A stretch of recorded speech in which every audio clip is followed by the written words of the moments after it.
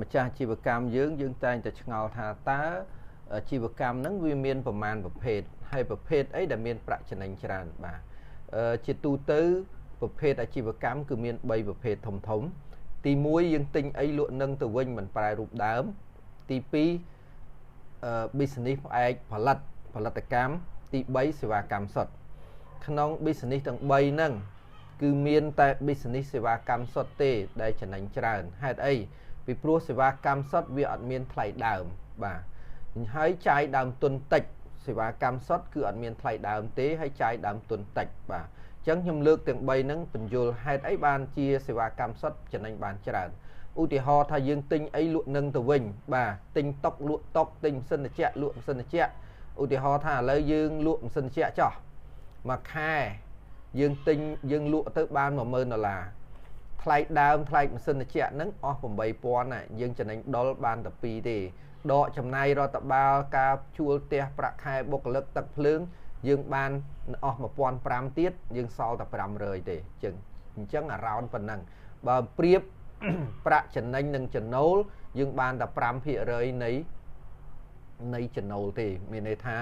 10000មកយើងចំណេញបាន500ទេតែបើយើងមានបរិមាណមួយលក់ដ៏ច្រើនបានយើងចំណេញបានច្រើនហើយចាយដើមទុនធំទៀត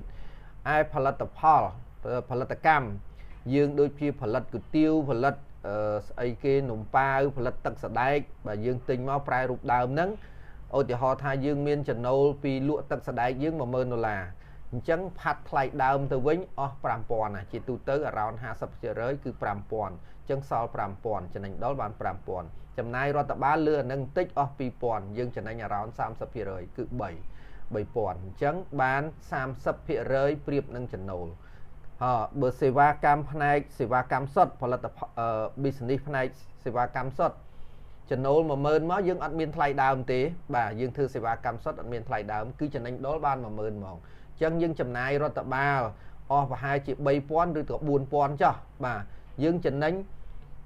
60% យើងចំណេញបាន6000បើប្រៀបនឹងចំណូលយើង60% នៃចំណូលអញ្ចឹង business ដែលមានសេវាដែលមានប្រាក់ចំណេញច្រើនគឺប្រភេទនៃ business ដែលធ្វើសេវាកម្មសុទ្ធបាទប៉ុន្តែរឿងទាំង2ទាំង3ទៅមានអ្នកកលៈខុសគ្នាថាទិញអីលក់នឹងទៅវិញគាត់ចំណេញបានតិចតែមាន credit ក្នុងសង្គមបាទឯសេវាកម្មសុទ្ធប្រាជ្ញដើមទុនតិចចំណេញបានច្រើនតែអត់សូវមាន credit ក្នុងសង្គមទេ